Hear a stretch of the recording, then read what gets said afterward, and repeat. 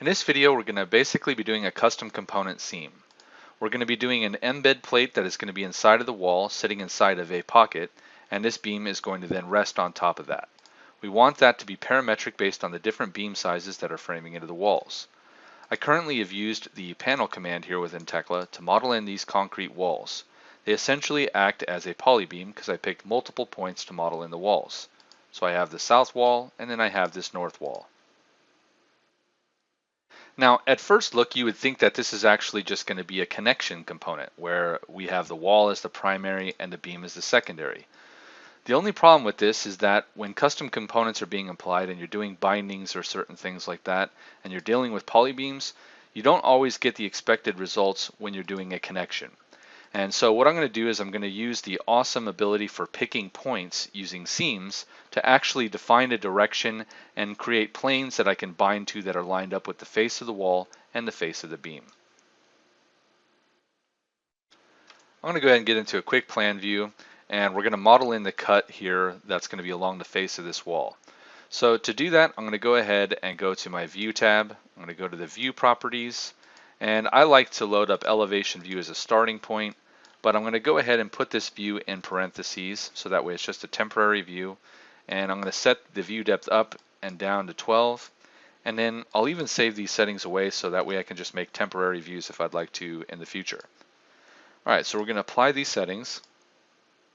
I'll then do New View using 2 points, and I'm just going to cut an elevation view essentially right here along the face of that wall.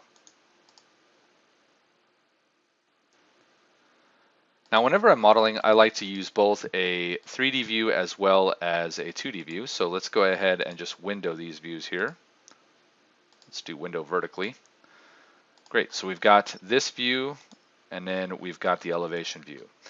Now what I'm going to do is I'm going to put in the beam pocket here. So to do that, I'm just going to go to the Edit menu, and there is a polygon cut. I'm going to select the wall because that's what I'm going to be cutting. I'm going to do Control left click here at the center line of beam and the top of steel, and then I'm just going to go ahead and move my mouse over here to the left and hover over this nearest. I'll then just go ahead and type in 6 because I want the cut to be 6 inches over. Then I'll just come down 1 foot 6. I'll go over 12. I'll go back up perpendicular, and then I'll middle mouse button to close out that cut. Now, it's good practice in Tekla structures to not do your cuts right at the edge of materials because sometimes you can get solid errors, or basically your part disappears that you're cutting on. So to prevent that, we'll just go ahead and grab these 2 points and we'll drag them up, let's say 1 inch. Then here in the plan view, we can see that the cut actually tried to fully cut through the polybeam. Okay, so like the wall here, we can see the first point and then a point down here, and it actually made the cut really thick. So we don't want that to happen.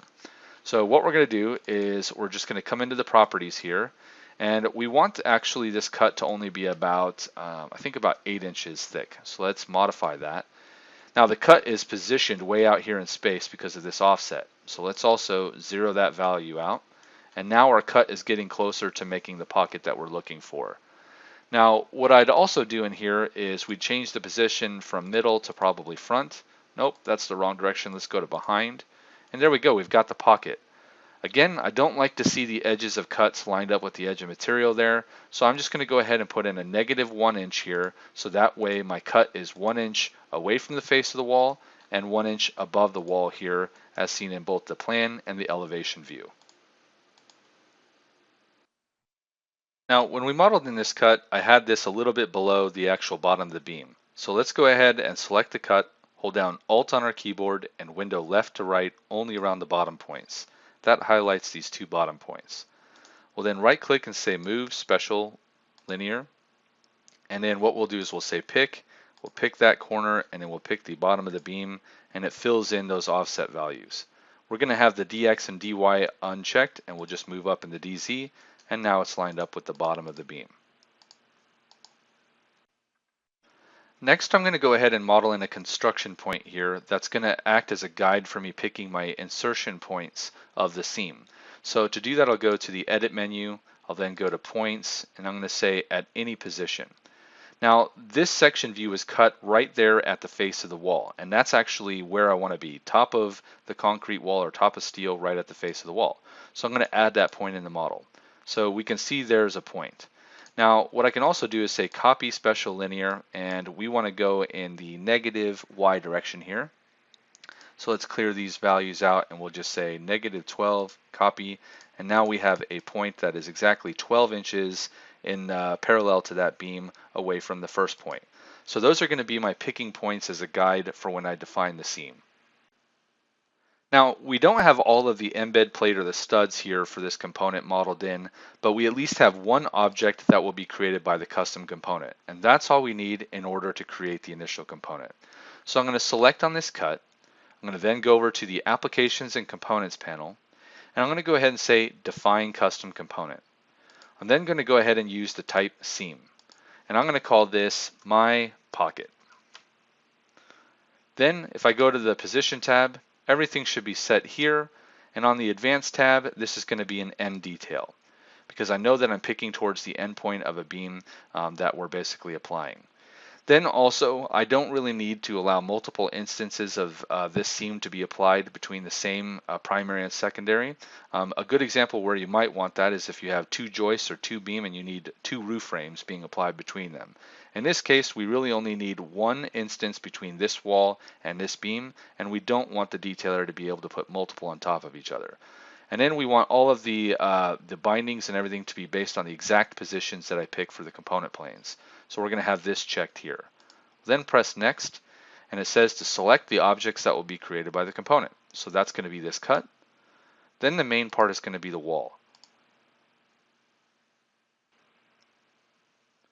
The secondary part is going to be the beam. Press Next. And then the seam positions. So this is where we're going to actually go ahead and pick those points. So there's the first point, and then the second point is defining a direction or orientation that we want this seam to be applied at. So we're going to go ahead and pick that second one, which is going to be away from the wall, and then we'll just press Finish.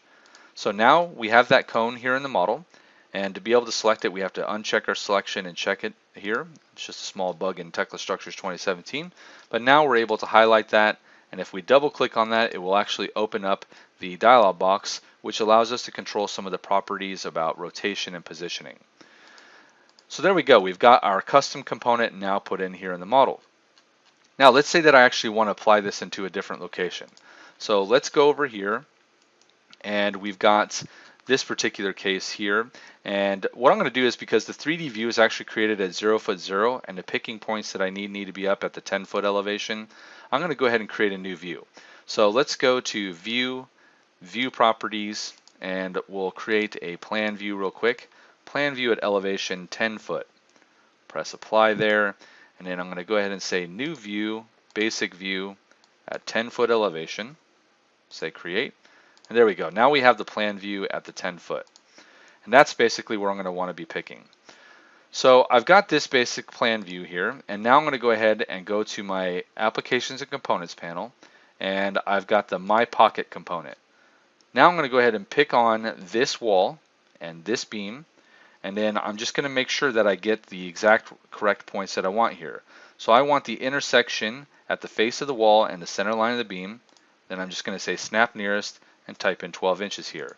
And look at that. Without anything, we basically have this component working on this wall that's kind of got a different shape than this wall over here. Again, if we would have tried to use a custom component connection for this, in some cases, this component would not have worked over here. So this is one of those examples where a seam can actually come in really handy as far as being able to orient or control how something is positioned in the model. Because we have those two picking points, it controls the rotation and direction in which the pocket is facing. If I actually get back into the plan view here, and if you see me grab this point, and let's say that I just move this 10 inches, you'll see that the pocket now rotates to that. So again, this is the advantage. If this wall was even skewed or a little bit weird, the picking points allow me to define the orientation. Now when we look at this, the very first thing I can identify is that the beam pocket doesn't go to the bottom of this beam, because we have different beam sizes all across the job. Now the beam pocket is going to be 12 inches consistently across the job, but basically we need to change the depth and we need to change the embed width to work with that.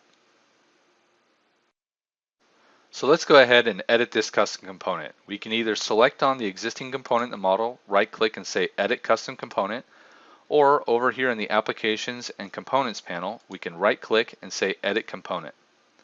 This then opens up 4 new views, which are basically going to be prefixed with the name Custom Component Editor. You want to make sure that any of your currently open main modeling views are minimized or closed, because you don't want to be adding any of your modeling objects over there. Any of the modeling changes or additions you do to your component should be in one of these 4 views that have the title Custom Component in it. Now we can go ahead and tile these views. And just to introduce you to the Custom Component Editor toolbar, if you haven't seen the other videos, basically we have the toolbar here, which has a few main buttons you need to be watching out for. To close this component and go back into the main model, you would just press this button, and it would ask you to save any changes to all the instances of the component in the model. In this case, we're not going to close yet, so we'll say cancel. Then you have the ability to open up this component browser. So that's this dialog box. The component browser basically controls all of the objects that are inside of this component. So if you click on the beam here, you'll see that that was the secondary part. If you click on the wall, you'll see that that's the primary part. And you can actually go get profile properties or different information from those primary and secondaries. Now, within custom components, something that's important to understand is you can't modify the input objects, meaning you can't make the endpoint of a input object move, or you can't change its profile. The reason is because whenever you do change those values in the main model, it makes your components rerun, or the parametrics basically modify. So if your component tried to modify something on an input object, it would be an endless or infinite loop just continually spinning. So that's why there's a restriction on that custom components cannot modify their input objects in any way. And the input objects basically mean the 2 picking points that you use to put in the seam and the primary and secondary parts that you picked, which would be the wall and this beam. Now when we click on the cut, we'll actually see that this is underneath component objects. So this part cut is what's been actually created by the component, and we modeled that in and applied that here. And so we can modify any of the properties of that cut here. So that's the component browser. The next thing here is the display variables dialog box. And basically what this is this is where all of the brains or the logic behind your parametric custom component are going to be managed. If we come in here and we add a parameter, we can actually do formulas in here. So let's say if we want to do a formula, it always starts with an equal sign. And let's do 3 plus 5 as an example. When we hit enter, we see a returned value of 5/16. Why do we see that versus 8? Well, the reason is because of the value type. And so here is a drop down of all the different value types that we might have for data in our custom component. And this also affects like how this variable is going to appear on the dialog box as an input if you would like it to. In a case of length, this means we're entering in things like thicknesses or plate lengths or plate widths, etc. If I wanted to specify a specific profile like a W flange or an angle or channel, I could use the profile type, and it's going to be expecting you to put in something like W12 by 14 or MC12 by 10.6 as an example. Material grade allows you to select material grade, and then there's bolt size and type, studs, as well as weld, etc. Now, if you want to learn more about these beyond what I show in this training video, I always suggest to select on this dialog box so it's active and press F1, and this is actually going to open you up in the help to the specifics about the variables and the variables list. Here you can see what each of the different fields means, and then underneath the value type, it actually gives you a great explanation of what each of those types mean and what they do. This is really good reading because it'll tell you all the different things that you can do with your custom component dialog boxes and what you can make parametric. So if I bring back my variables list, the 3 plus 5 is basically millimeters since this value type is length. So it's adding 3 millimeters plus 5 because all of the base units in Tekla underneath the hood are always in metric. And so 3 plus 5 is resulting in 5/16 overall value in imperial when it's converted. Okay, so let's go ahead and delete this and we'll come back to these values or variables later.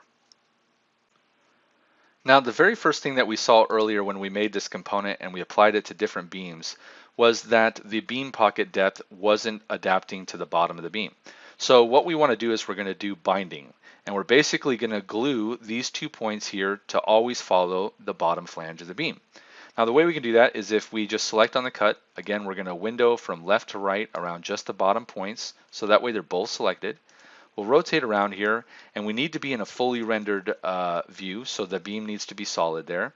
And we're going to right click and choose the bind to plane option. Now, when we see this drop down, there are a few different plane types. There's boundary planes, which is basically selecting the side of any surf or any profile. And notice it doesn't go to the web here because it's actually a bounding box or bounding plane that is like a box that's drawn around the perimeter of the profile. And so here we could bind to that edge or we could bind to the bottom. Now there's also center planes, which allows you to bind to the center of the beam or the center of the depth, or even, if you need to the center of the beam at the middle of it. Okay. Then we also have the outline planes, which that now allows me to actually go to the face of the web and becomes profile specific. So here I can get to the inside of the flanges or the webs as needed.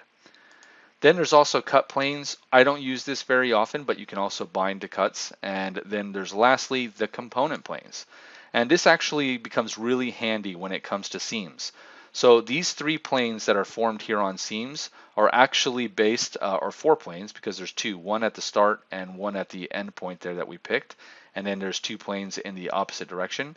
But when you look at this, that's what these planes are lined up as. They're lined up with the picking points that we defined when we created the seam. So if you wanted this cut to always be lined up with the face of the wall, even if the beam was skewed, then you could basically align this or bind it to the component plane. That's up to you. Now in this case here, we want to go ahead and first bind to the bottom flange of the beam. Okay, and when we do that, we now see these 2 distance symbols or dimension symbols here in the model. If we go to the variables list, we'll see these 2 new variables called D1 and D2.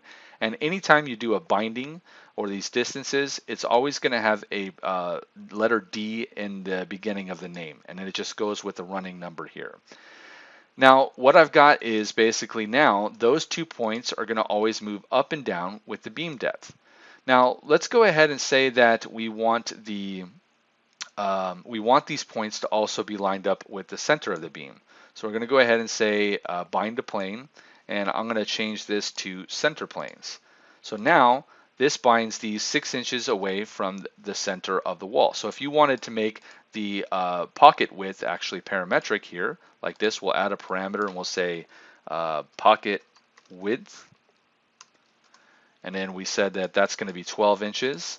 Well, what we can do is we know that this is half the width, so we can say equals P1 times 0.5. Now, I'm multiplying by 0.5 versus saying divided by 2 because it's actually much faster for the component to calculate and go through that than trying to do the division. So here, we're just multiplying by 0.5 and we get the same result. Now watch this. If I actually change this value to say 16 inches, you'll see that the pocket changes in width.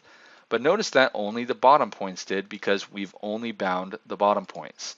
So if we wanted this to apply to the top points as well, then we would just need to grab these, say bind to plane, bind to the center plane, and we would repeat this formula here for the top points. Okay, so there we go. We pretty much have some of the basic parameters and intelligence that we need. Now there are more bindings that I can do. Essentially, for each point, you can bind it in 3 different directions. So there's always an X, Y, and Z in 3D, and so you can bind a point in 3 different directions. Now in this case here, we don't need the points to probably be bound any other way because really all that we mainly cared about was maybe the pocket width and then the depth of the beam. So let's just go ahead and close the component down. Go back to the model. We'll look at our view here that's in the actual model and check this out. Here we go. We've got the beam pocket now updating based on the depth of the beam. And if we double click on the dialog box, Looks like there's some fields that we need to hide there, so we'll go back and do that. These are those distances that we actually did, and those show when they're positive. So we'll go ahead and wipe that out in a minute. But let's say that we change this to 16, press modify, and there we go. Our beam pocket is parametric and the width changes. Now, whenever you see a value with the square brackets around it, so let's say that I clear this out, press modify, and say get. Anytime there's a value in this component that's got the square brackets, that means it's the default value that's inside of the custom component. If I want to override that, I just enter in a value here, press modify, and then now that proceeds versus the default inside there. All right, let's edit this custom component and let's go ahead and turn off those other variables. So whenever you do distances or bindings that have a non-zero number or something that's greater than 0, then by default it wants to try to show that in the dialog box. We don't really want that there because we don't need the user to modify that. All the user needs to do is really modify the pocket width. So we're going to set those all to hide. If we close this down, go back to our model, open up that dialog, now we see only the pocket width. Now let's say that you wanted a very specific default to be entered in here and you want that saved as the default for when a user starts. So what you can do is you can enter in that value, and then up here in the dialog box under the save as, you can type in save as standard. Standard is always loaded by default whenever the model is first opened, and so these are the settings that will start out of the box instead of the hard-coded built-in ones. If you wanted to use the hard-coded built-in ones that were defined in the component, you just clear that out, do a save as, and that's what's going to be used by default. All right, so let's go ahead and right-click and edit this custom component again. Let's make sure that our 3D view has been minimized, which it looks like it has. All right, and so now we've just got the component editor windows. So we're going to come in here and we're going to maximize this, and we're going to go ahead and model in the plate. So I'm going to put a contour plate in here. We'll set the properties to behind, and then basically I'm going to pick here as my start point. I'll go over 6 inches, then go perpendicular, pick here, and middle mouse button. Now the work area needs to probably be expanded here, so I'm going to go ahead and say yes, and then that stretches that out so we can see the plate now.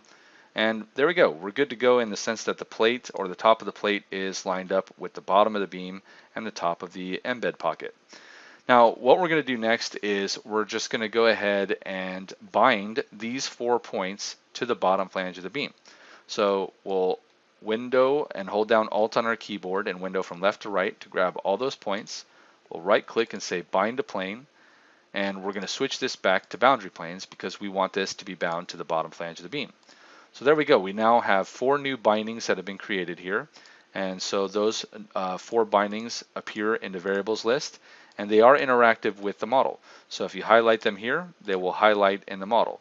If you highlight a binding here, it'll highlight it in the list. So that way you can see what everything is related to. Okay, so now both the cut and the plate are going to be parametric. Now let's say that you wanted both the pocket and the plate width to be parametric to the beam flange width. Well, let's go ahead and come in here and let's say that we want to add a variable, and let's call this beam width.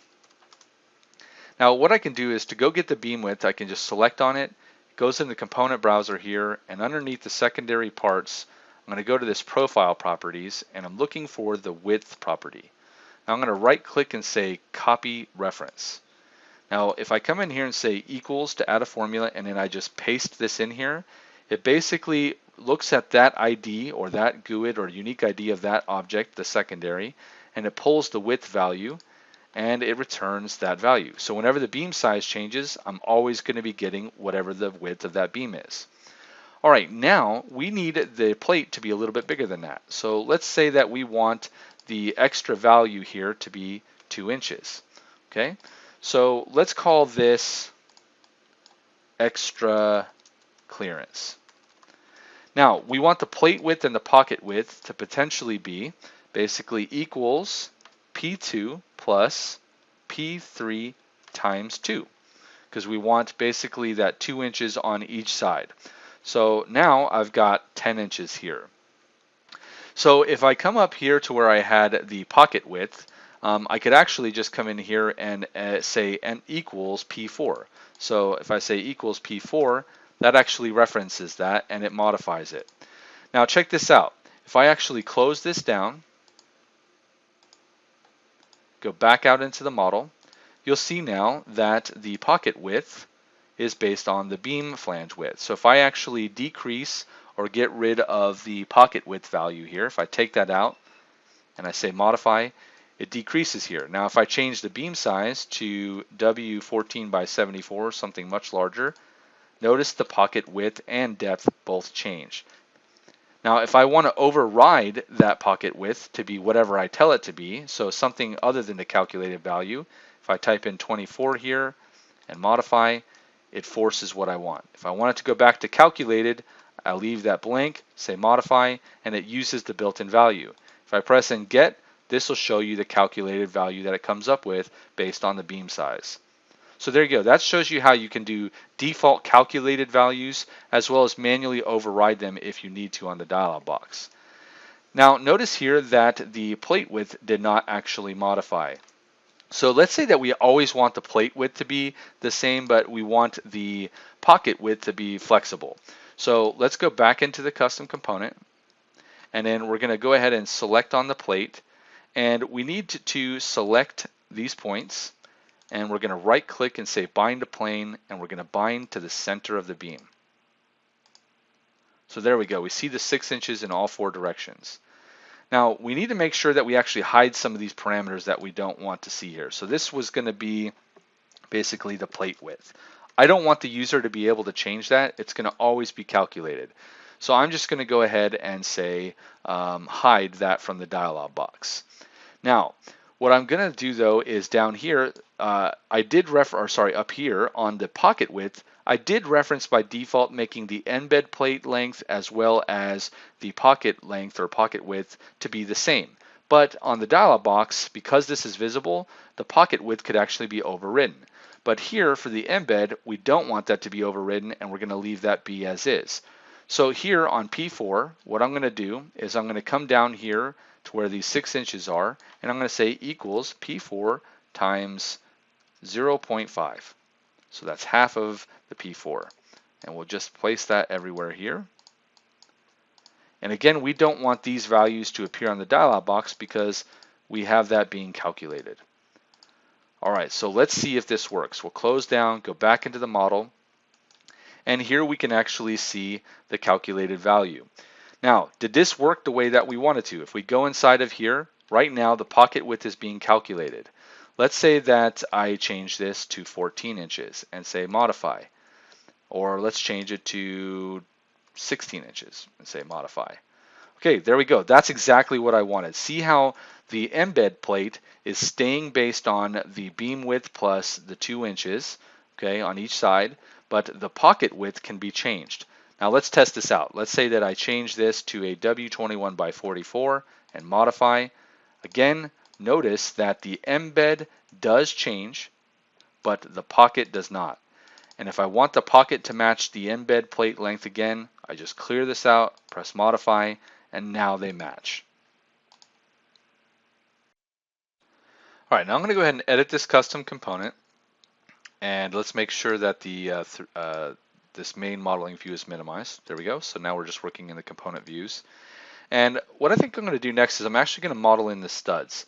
So the best way for me to do this is I need to make a choice whether I'm going to use the bolt command to do that and like use the stud ability here.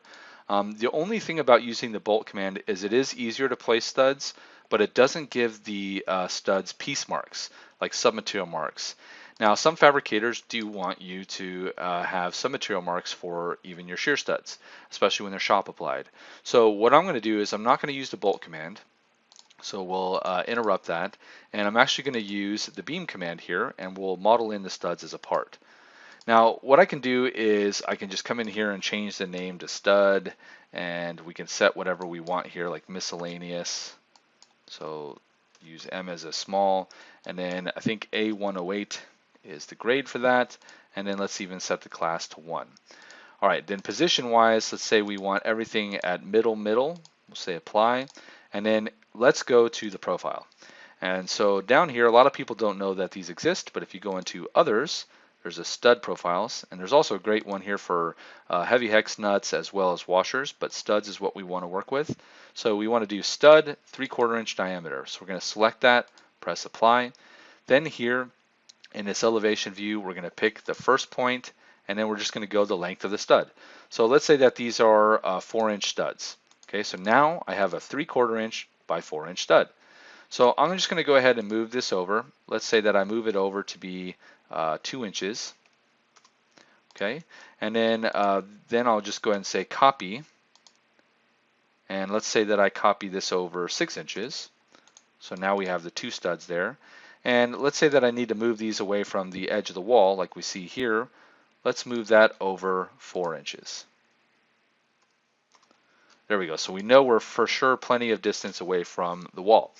Now what we can also do is we can actually come in here and do the weld. So if I go to the weld, let's say that we want this to be an all the way around weld, and we'll just switch this to shop.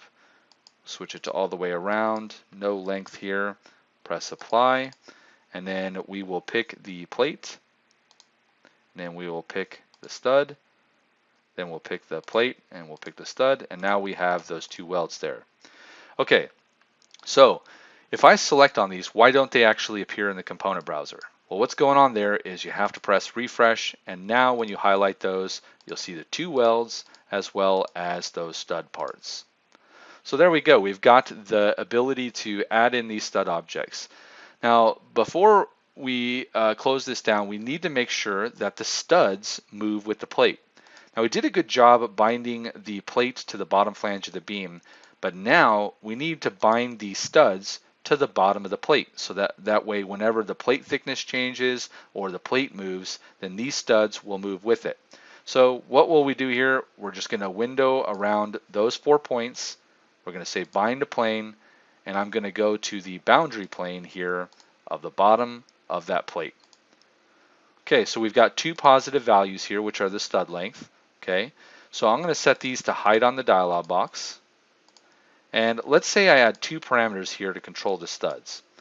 Let's call this stud profile, and then let's call this one stud length. Now the stud length is determined based on the 2 picking points because it's a beam, right? So the first and the second point.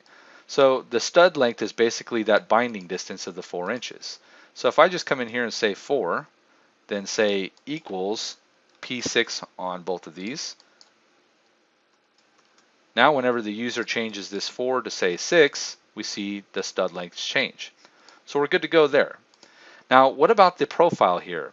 Now the profile of the studs is basically this stud 3/4, and it's a library profile, meaning it's a fixed string that we actually have to get. So I'm going to copy this by default, just that string value there. But then what I'm going to do is inside of here I need to change this to a profile type. And so what I'm going to do is I'm going to paste this in there as the default. And on the studs, I need to go in here and allow this profile property to be tied to the P5 variable. So again, we're going to take this P5, we're going to link it to the stud profile by right-clicking, add equation, and saying equals P5. Let's go to the other stud now. So we'll go to the profile, add equation, equals P5. So we'll go ahead and close. So now we've got the ability to control the stud length, the stud diameter, as well as the studs are bound to the bottom of this plate so they always move up and down. Let's see how this works in the model. If we go back to our view, you can see the studs now appear. Okay, they're 4 inches offset away from the face of the wall. And if we come in here and double click, we can now pick different stud profiles. So let's say that we wanted this to be stud 1/2 inch diameter, and we wanted this to be 4 instead of 6. When we modify, you'll now see that your component is completely parametric.